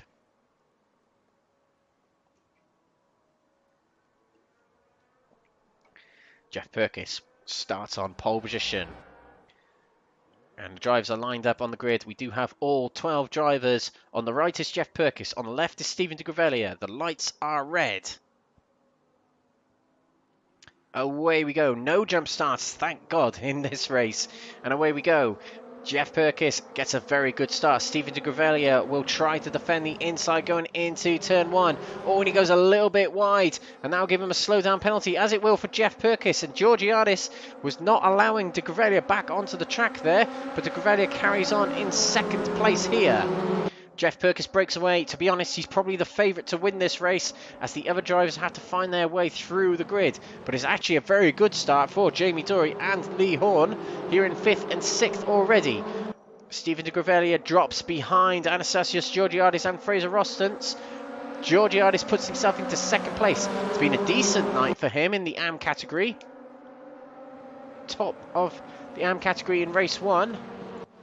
Jamie Dory to the inside of Steven De Greveleer. He's under trouble from Lee Horne as well into turn 6. It's not been a good night for Steven De Greveleer. I don't think it's getting any better right now. Through turn 6 we go. And he's now under trouble from David Kernohan. David Kernohan is crucial that he gets through this pack as quick as possible, as he gets to the inside of De Greveleer already. Now he needs to catch up with his main championship rival ahead. That's Lee Horne. Horne has finished did finish ahead of Kernohan in the previous race, which will help Lee Horne's championship bid, and it certainly will in this race. Perkis leads, and Geoff Purkiss has 4 race wins to his name this season and 13 podium finishes. Jamie Dory is into 3rd place past Georgiadis, and Lee Horne is past Georgiadis as well. Into the top 3 goes Jamie Dory, who has been this season one of the masters of getting through the pack. In fact, I think he's leading our Forever Forward championship. Yes, he is. Not an official championship, but 101 places gained before tonight for Jamie Dory, and that would have gone up tonight as well. He goes through into second place, and look at that big move from Georgiadis, back up the inside and past Lee Horne. Very big move indeed from the Greek driver. And back into 4th place he goes, and Jamie Dory takes second place from Fraser Rostance going into turn 3 there. Now he can set his sights on Geoff Purkiss. That's going to be a hard task to fulfill to catch Perkis. We'll see how he gets on. He's got through the pack very quickly as Jamie Dory. That's what he needs to do. Lee Horne is washed out on the outside here with Georgiadis. He's got Kernohan attacking on the inside. He's got to be very careful here as Lee Horne on the inside of Georgiadis, and through he goes. takes to the inside, and that was a very brave move indeed from Lee Horne, but he made it through. And David Kernohan now to the inside of Georgiadis, who tries to shut the door, but it didn't quite work. Tries back up the inside, but Kernohan gets a hit, and he makes contact with Lee Horne. That was definitely not Kernohan's fault, but they both get away with it. Georgiadis fights back on David Kernohan, wheel bashing as they go rounds, turns 10 and 11. Now race 2 winner Jonas Lindberg is going to take to the inside of David Kernohan. 3 wide going into turn 12. Can Lindberg get through? He gets a big nudge from Georgiadis, which helped him through. Big move from Lindberg there to get up 2 places to 5th place. Georgiadis is fighting back though. He's got the inside of Lindberg going into turn 1. Lindberg outbrakes and gets through. Into 5th place goes Lindberg with a big progress on that previous lap. David Kernohan is back in 7th place now. And this drops him back from his main championship rival. Lee Horne was probably watching his mirrors thinking this is perfect for my points hope. And Lee Horne is definitely in the advantageous spot going into the drop score period of the season. So after tonight, all drop scores are applied and remain for the final round of the season. Final round will not serve as a drop round. The gap between Jamie Dory and Geoff Purkiss we are going to monitor fairly closely. Is 1.2 seconds between them. Jamie Dory was quicker on the previous lap. Oh, in fact, I don't think he was, but those times are kind of lying to us. He's definitely closed in a little bit. Oh, as Fraser Ruston's back here getting a little bit loose with Lee Horne behind him. Lee Horne takes the outside of Fraser Ruston, who's not putting up too much of a fight here, but he guards the inside. He is putting up a fight, I stand corrected. I thought he kind of pulled over to let by Lee Horne then, but not to be. This is denying Lee Horne of a podium at the moment, but 20 minutes is plenty of time for Lee Horne to try, and a lot of time for Fraser Ruston to try and defend. Kernohan is through into 6th place, and Georgiadis is down to 7th, and now he's ahead of his AM Championship rivals, one of them being Ola Jansson and another being Roy Plummer. Steven De Greveleer is at the tail of this pack. He really needs to be finishing ahead of Ola Jansson to be getting better points in the championship, in his AM category championship bid. But so far it's been a bit of a write-off round for Steven De Greveleer. Jamie Dory is within a second of Geoff Purkiss. Lee Horne can't quite get it by Fraser Ruston. He made a move into turn 3, but he seemed to outbrake himself and falls back behind. He's fighting back though, but has to get tucked back in behind, heading down towards turn 4 here.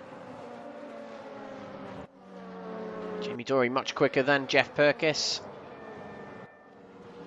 You can see the lap times there. That's their best lap times. And Jamie Dory's coming on the previous lap was much quicker, and he closes in a lot more. Much more. And they're going to start battling very soon. So what we thought Geoff Purkiss was probably a favourite for this race, it's not to be. And Jonas Lindberg has caught up with Lee Horne, is already throwing in moves. 4th place he goes. David Kernohan trying to get by Fraser Ruston's, which he does. Oh, a bit of contact between him and Ruston's. Kernohan is falling back behind Ruston's, has the inside for turn 11, gets back ahead. So although Lee Horne has got a clear track ahead of him, he's got a lot of attacking drivers behind in Lindberg and Kernohan. And Jamie Dory at the end of lap 4 still doesn't lead the race. Perkis still leads it. In fact, we start lap 5. And you've got to say Jamie Dory is now within striking distance. He's certainly the quicker car of the two. That's evident in these early laps here, and there's a big gap to 3rd place, so Jamie Dory can take his time a little bit with this move. Get it just right. Oh, this is a big nudge up the rear of Geoff Purkiss there to say, get a move on, mate.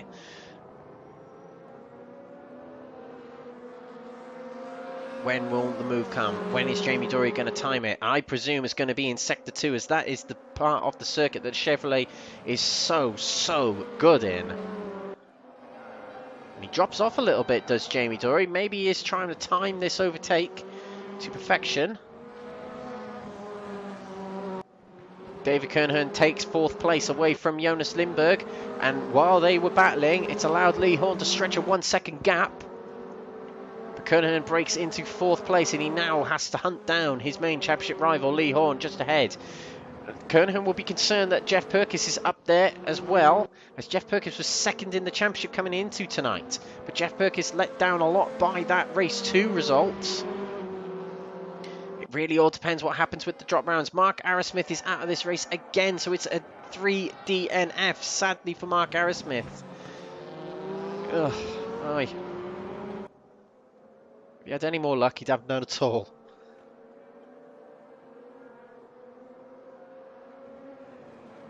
Into turn 1.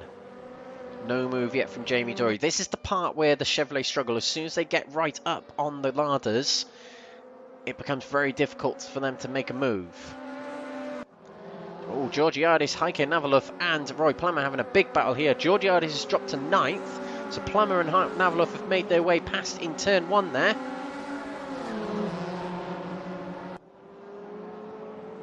Let's see if there's any moves from these drivers. Georgiadis is very late on the brakes. We've seen tonight already. Roy Plummer taking a very wide line, and that allows Navalov back through. But a big undercut here from Roy Plummer. He might be able to sneak his way back in front. Yes, he does. Oh, not just about. Now he has. Roy Plummer is back into 7th place with a very unconventional undercut, but it worked. Got himself back into the position. And the battle resumes between these 3. Back towards the front. These 2 have a 4-second gap to Lee Horne back in 3rd place, but it's still fairly close between these 2 drivers. Geoff Purkiss, I've said it many times, he's one of the most difficult drivers to overtake in this series, a bit like Matt Neal. Very difficult to overtake. But Jamie Dory, the forever forward standings have proven, he's very good at overtaking. 101 places gained this season. And forever forward is a balance of losses and wins, so that's 101 more than more that he's gained than he's lost. It's quite something.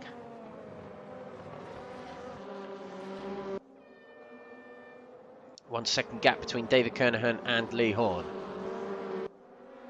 This is the part in the race where it all becomes a bit stalemate because they all match each other for pace. They're all in open air, so it's about getting the lap times in. That's what the drivers need to focus on. Lee Horne tries to break the slipstream of David Kernohan, and Jamie Dory with a big push out of turn 3.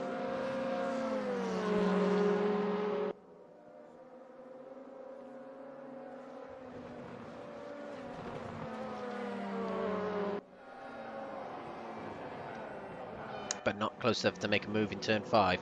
That might be one of the better places to go for a move, either that or turn 8, but you have to get these corners absolutely spot on. And Jamie Dory looks to be getting these corners very well done indeed. He's close to Geoff Purkiss, takes a look, but it's not to be. He'll time it for another corner. Can he get through turn 8 quite well? He dropped off a little bit under braking, and he's not able to make a move going into turn 9. Where Jamie Dory really needs to crack it, but Geoff Purkiss has to get every single corner right until the end of the race. That's the issue for him. He cannot make one mistake because Jamie Dory will pounce. It's the thing with that Chevrolet, you're able to thrash it about quite a bit.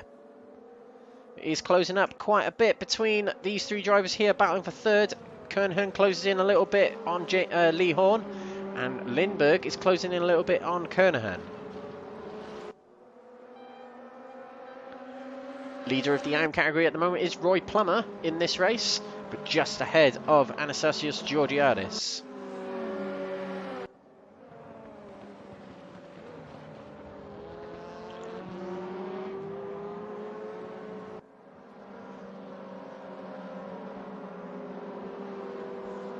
Jamie Dory not quite as close to Geoff Purkiss as he was on the previous lap. And Roy Plummer and Anastasios Georgiadis are swap positions. I believe Georgiadis made a move going into turn 3. And that has put Georgiadis in the lead of the AM category.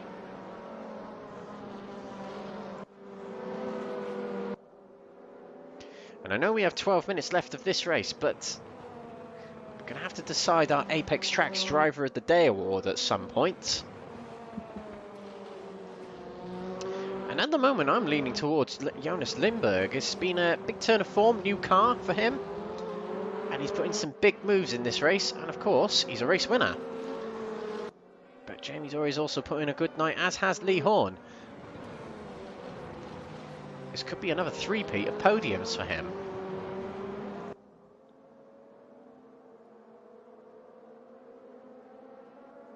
Jamie Dorey with the slowdown penalty.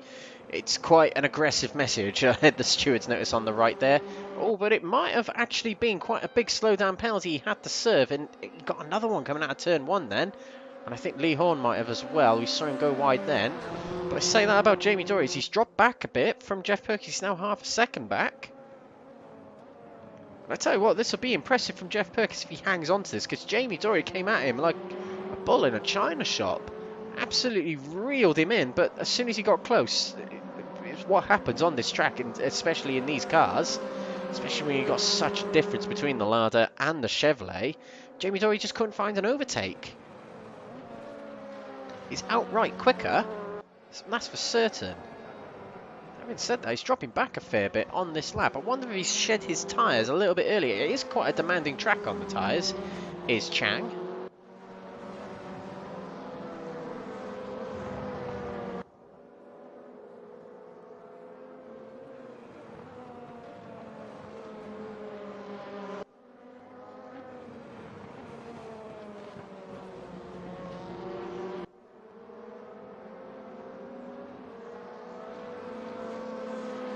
Jamie Dorey very good in sector 2, reeling back in towards Geoff Purkiss.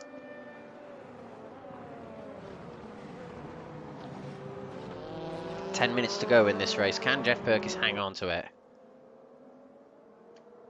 And it's getting close again between David Kernohan and Lee Horne. Kernohan is within half a second.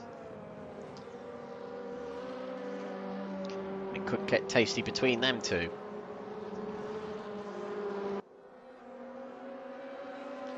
One battle between a Lada and a Chevrolet at the front, and there's one battle brewing between another Chevrolet and a Lada here. Reverse order of the manufacturers. We've also got Honda versus Lada here. AM category first place honours, Georgiadis and Roy Plummer. Can Roy Plummer find the inside? He got a good run on Georgiadis, but no, opts not to go for the move. Oh, as he runs a little bit wide going into turn 3 there, but we've also got David Kernohan very close to Lee Horne, approaching turn 4. But Lee Horne recovers well.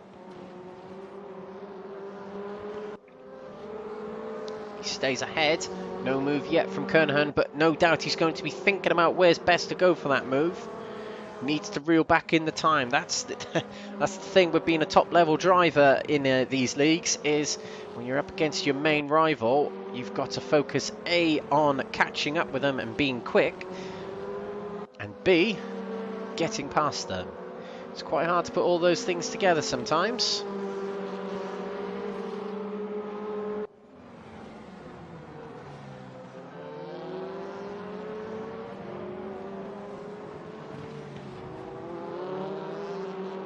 Close between these two, close at the top as well. Jamie Dorey not yet finding a move on Geoff Purkiss.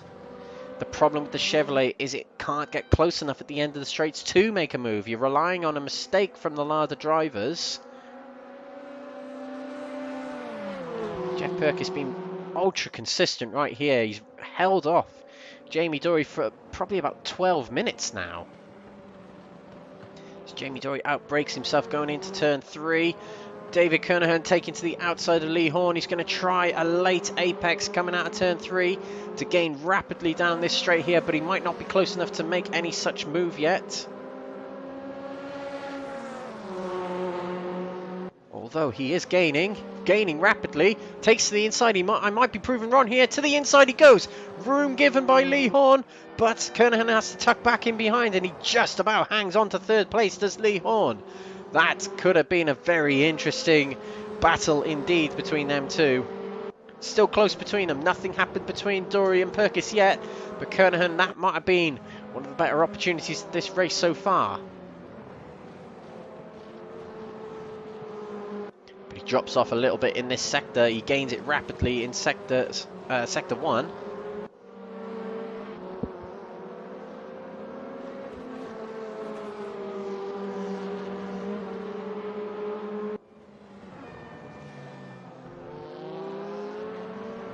To turn 12 again. Less than 7 minutes to go.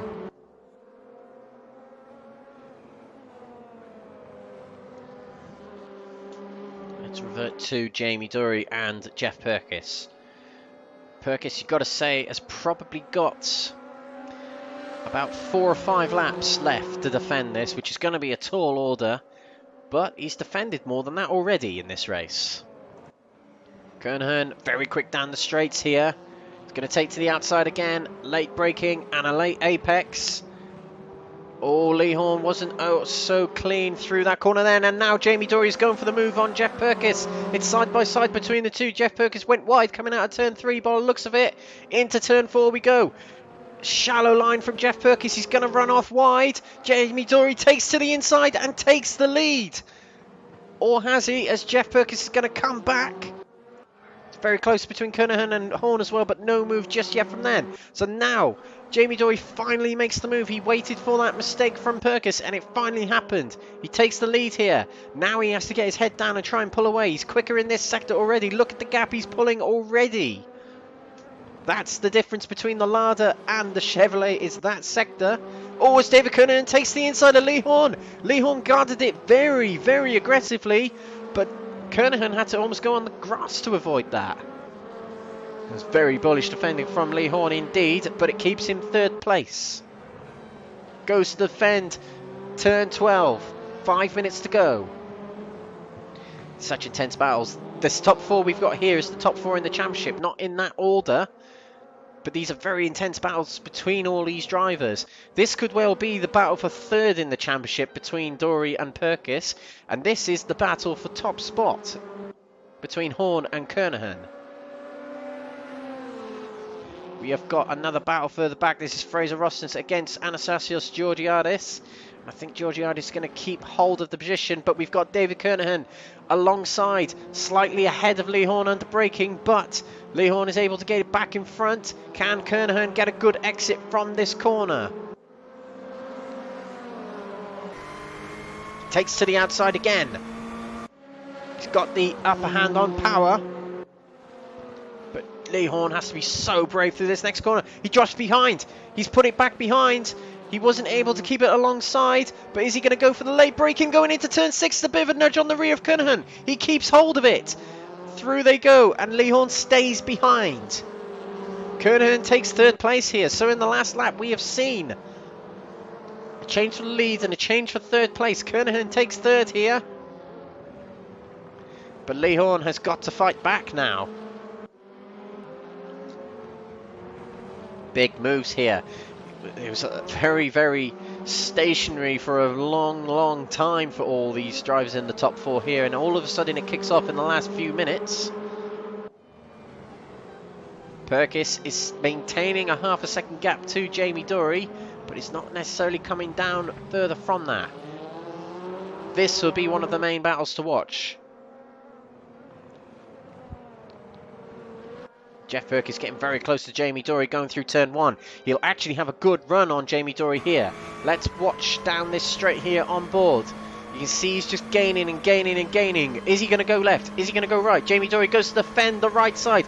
So Perkis swaps to the left, and he couldn't quite make the move happen. Lee Horne is close to David Kernohan going towards turn 3. Oh, something's happened to Jamie Dory. We didn't see that. He's just gone off wide. He might have outbroke himself. And that drops him back into 2nd place. Through goes Geoff Purkiss. We didn't see what happened there. Not entirely sure. It can't have been contact. They were nowhere near each other. But Dory drops into 2nd place. And it's going to be a tall order for him to catch that back up in 2 minutes.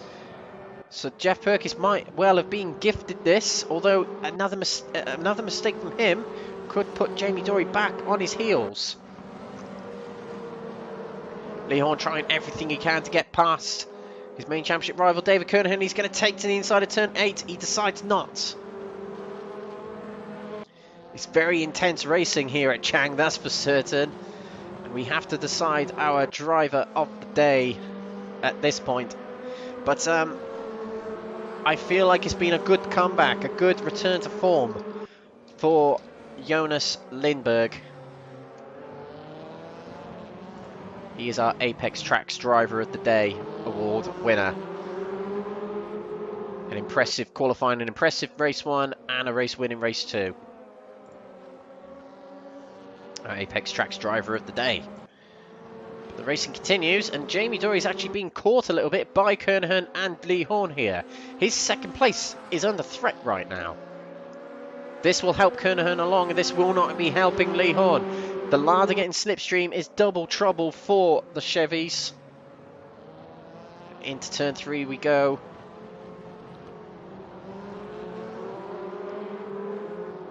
And I'm fairly sure there's going to be one more lap after this one, but it's Geoff Purkiss out in front. 3.5 second lead.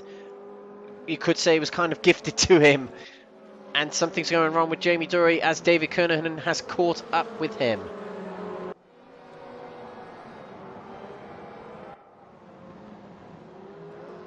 David Kernohan is not in a place he wants to be, which is held up by a car in front and attacked from a car behind. And we might have one more lap. Horne looking always to try turn 8. Can't quite make that work.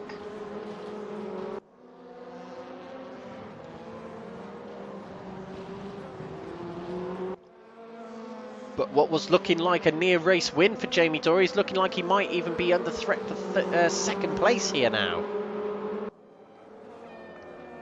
Kernohan looks to the inside of Jamie Dory, under braking into turn 12. We will have one more lap. Perkis ends lap 16.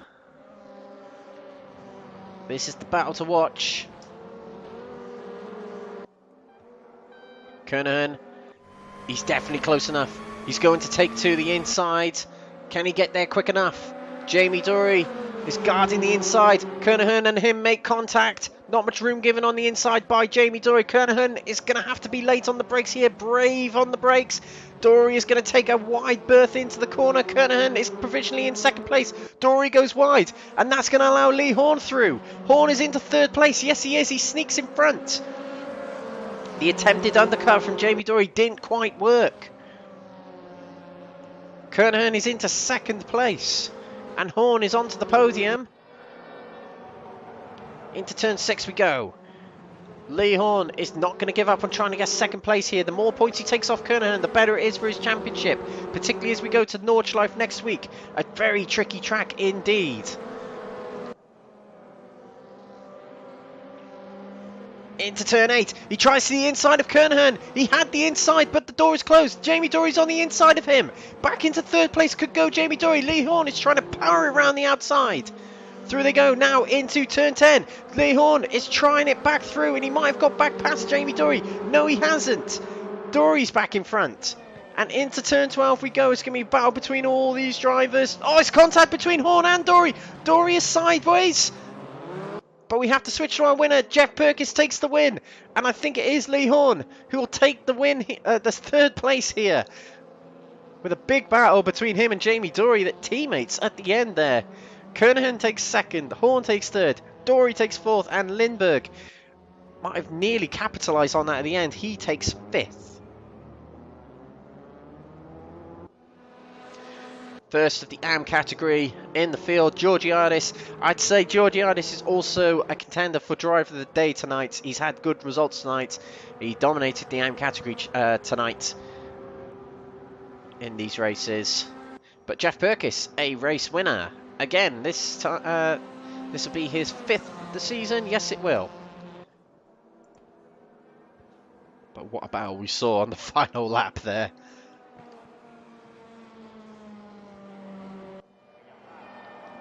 Well, an interesting night of racing. We saw very, very dramatic overtakes here and there. And that's it for Rounds 1 to 11. The final round is next. We've got the Nordschleife coming up next. And there are your classified results of this race. Oh, it's interesting because Geoff Purkiss takes the win. Kernohan second. Dory is back on the podium as Lee Horne takes a 30-second penalty for not serving a slowdown at the end. He goes 9th. So that's big. That could be big for the championship, and you can find out on crestautosport.com about the championship results after tonight if you wish to. But Dory takes that final spot on the podium due to a post-race penalty for Lee Horne for not serving a slowdown penalty. Georgiadis is promoted to 5th, Navlov is promoted to 5th, and Lindbergh promoted to 4th. But your race winner tonight was Geoff Purkiss. And your Apex Tracks driver of the day is Jonas Lindberg. Well, everyone, that has been round 11 of the championship. The World Touring Car Challenge is approaching its final phases now. That was Chang, round 11. We head next week to Nordschleife, the final round of the championship. The 24-hour full layout of the Nürburgring complex in Western Germany is our final round of the championship. Tune in live on the day at 19:45 GMT0, which is UK time, to catch the action as it happens live on Crest Autosport TV. This has been Crest Autosport and NXTGEN Racing's World Touring Car Challenge. Join us next week, and a huge thanks to our sponsors, Apex Tracks. Your race winners tonight with David Kernohan, Jonas Lindberg, and Geoff Purkiss. And your Apex Tracks driver of the day, Jonas Lindberg. We'll see you next time at the Nordschleife. From me, Alex Everitt, on behalf of Crest Autosport and NXTGEN Racing, it's good night.